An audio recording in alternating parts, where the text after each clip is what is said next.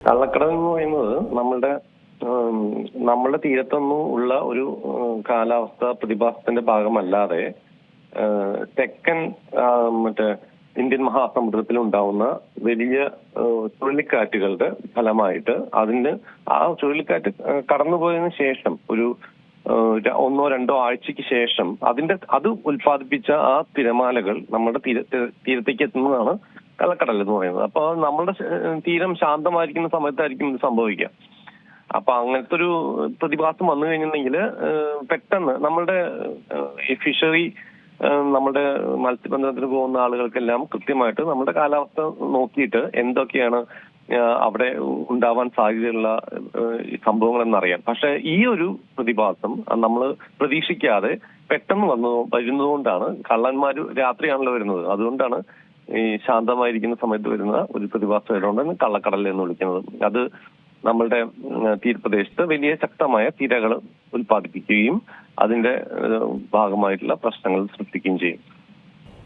Sir, അതുപോലെ തന്നെ ഈ ഒരു മഴക്കാലത്ത് ഇനി എന്തൊക്കെ മുന്നൊരുക്കങ്ങളാണ് നമുക്ക് വേണ്ടത്? കാലവർഷം 26-ാം തീയതിയോടുകൂടി എത്തുമെന്ന പ്രവചനമായിരുന്നു ആദ്യം ഉണ്ടായത്. പിന്നീടത് വൈകുമെന്ന് പറഞ്ഞു.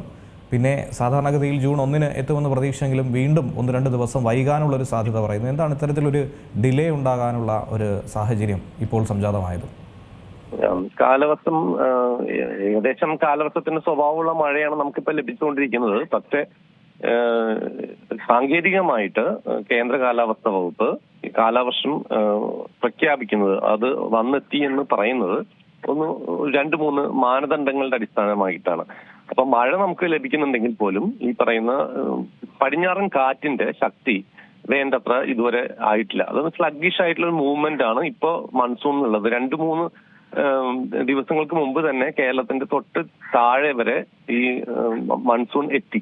പക്ഷെ അവിടുന്ന് ഇങ്ങോട്ട് മുകളിലോട്ട് നോർത്ത് വേർഡ് മൂവ്മെന്റ് സ്ലോ ആയിട്ടിരിക്കുകയാണ്. അപ്പൊ ആ ഒരു മാനദണ്ഡങ്ങളുടെ അടിസ്ഥാനത്തിലാണ് ഈ പറയുന്ന സാങ്കേതികമായിട്ട് കാലവർഷം എത്തിച്ചേർന്നതായിട്ട് പറയാൻ പറ്റാത്തത്. പക്ഷെ എങ്കിൽ പോലും ഇപ്പൊ കിട്ടുന്ന മഴയൊക്കെ കാലവർഷത്തിന്റെ ഭാഗമായിട്ടുള്ള മഴയാണെന്ന് വേണമെങ്കിൽ വിശ്വസിക്കാം. ഇനിയുള്ള ദിവസങ്ങളിൽ, അതായത് നമുക്ക് ഇതിനെ ഒരു പ്രീ മൺസൂൺ എന്നൊക്കെ വിശേഷിപ്പിക്കാനായി സാധിക്കുന്ന രീതിയിലാണോ? പ്രീ മൺസൂൺ റെയിൻ തന്നെയാണ്. പ്രീ മൺസൂൺ റെയിൻ എന്ന് വെച്ച് കഴിഞ്ഞാൽ നമ്മൾ മാർച്ച്, ഏപ്രിൽ, മെയ് മാസങ്ങളിൽ ലഭിക്കുന്ന മഴയെ നമ്മൾ പൊതുവെ പ്രീ മൺസൂൺ മഴയെന്നാണ് വിളിക്കുന്നത്. പക്ഷെ ഇപ്പോ നമുക്ക് കിട്ടുന്നത് ഈ പറയുന്ന കാലവർഷ സ്വഭാവമുള്ള ഒരു മഴ കൂടിയാണ്.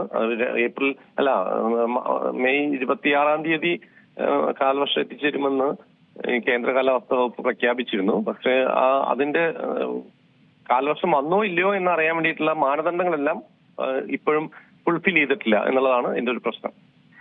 ഇനി ഈ ഒരു മുന്നറിയിപ്പിനോടൊപ്പം തന്നെ നമുക്ക് കിട്ടുന്ന ഒരു സാധ്യത എന്ന് പറയുന്നത് ഇടിമിന്നലിനും ശക്തമായ കാറ്റിനുമുള്ള സാധ്യതയാണ്. ഏറെ അപകടകാരിയായിട്ടുള്ളതാണല്ലോ, നമ്മൾ ഒരുപാട് വട്ടം ചർച്ച ചെയ്തിട്ടുള്ളതാണ്. എന്നിരുന്നാൽ പോലും അതിനെക്കുറിച്ചുള്ള ഒരു അവബോധം കൂടി, അതായത് നിരവധി ജീവൻ എടുക്കുന്നതിൽ കാരണമായിരിക്കുന്നത് ഈ മഴയോ വെള്ളക്കെട്ടോ അല്ല, പകരം ഇത്തരത്തിൽ അപ്രതീക്ഷിതമായി എത്തുന്ന ഇടിമിന്നലും കാറ്റും തന്നെയാണല്ലേ?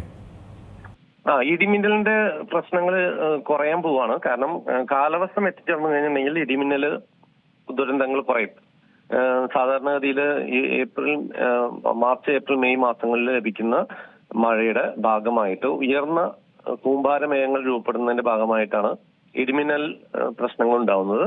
മൺസൂൺ മഴ എത്തിച്ചേർന്നു കഴിഞ്ഞിട്ടുണ്ടെങ്കിൽ നമുക്കത് പടിഞ്ഞാറൻ കാറ്റാണ് ആ മഴ കൊണ്ടുവരുന്നത്. അതുകൊണ്ട് മേഘരൂപീകരണത്തിൽ വലിയ രീതിയിലുള്ള ഒരു ഇടിമിന്നൽ പ്രശ്നം സാധാരണ നമുക്ക് അനുഭവിക്കാൻ ഇടയാവാറില്ല.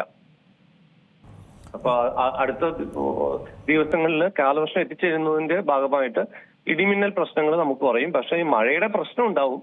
കാരണം മഴ തോന്നിയ പോലെയാണ് പെയ്യുന്നത്. ഇപ്പൊ വളരെ ചുരുങ്ങിയ സമയം കൊണ്ട് വലിയ രീതിയിലുള്ള മഴ പെയ്ത്ത് ഉണ്ടാവുമ്പോൾ അതിന്റെ ഭാഗമായിട്ടുള്ള പ്രശ്നങ്ങൾ ഉണ്ടാവാം. പക്ഷെ എങ്കിൽ പോലും ഇടിമിന്നൽ പ്രശ്നങ്ങൾ ഏകദേശം ഈ കാലവർഷം ആരംഭിക്കുന്നതോടുകൂടി നമുക്ക് കുറഞ്ഞു വരും എന്നാണ് മനസ്സിലാക്കുന്നത്. അതുപോലെ ഈ ശക്തമായ കാറ്റിനോട് മുന്നോടിയായി നമ്മൾ എടുക്കേണ്ട മുൻകരുതൽ, അതുപോലെ തന്നെ ശ്രദ്ധിക്കേണ്ട ചില കാര്യങ്ങൾ.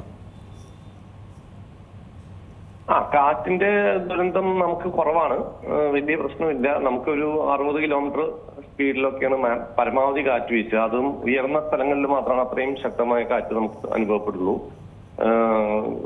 ഒരു ചുഴലിക്കാറ്റിന്റെ ഒരു സാധ്യതയൊക്കെ വളരെ കുറവാണ് കേരളത്തിന്റെ ഒരു ഭൂപ്രകൃതിയുടെ പൊസിഷൻ വെച്ചിട്ട്. അതായത് ഈ ഭൂമധ്യരേഖാ പ്രദേശം ആണ്. അതുകൊണ്ട് വെസ്റ്റ് കോസ്റ്റിലാണ് എന്നുള്ളതുകൊണ്ട് അത്ര വലിയ പ്രശ്നങ്ങൾ ഉണ്ടാവില്ല. പക്ഷെ എങ്കിൽ പോലും എല്ലാ ദുരന്തങ്ങൾക്കും നമ്മൾ തയ്യാറായിരിക്കേണ്ട സാഹചര്യമാണ്. ഓരോ മഴക്കാലവും ഓരോ പുതിയ അനുഭവമാണ്.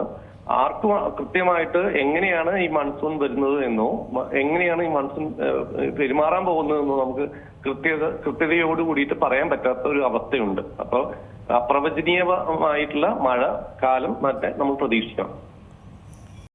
ഏറ്റവും പുതിയ വാർത്തകളും വിശേഷങ്ങളും വിരൽ തുമ്പിലറിയാൻ സീ മലയാളം ന്യൂസ് എല്ലാ ഡിജിറ്റൽ പ്ലാറ്റ്ഫോമുകളിലും ലഭ്യം.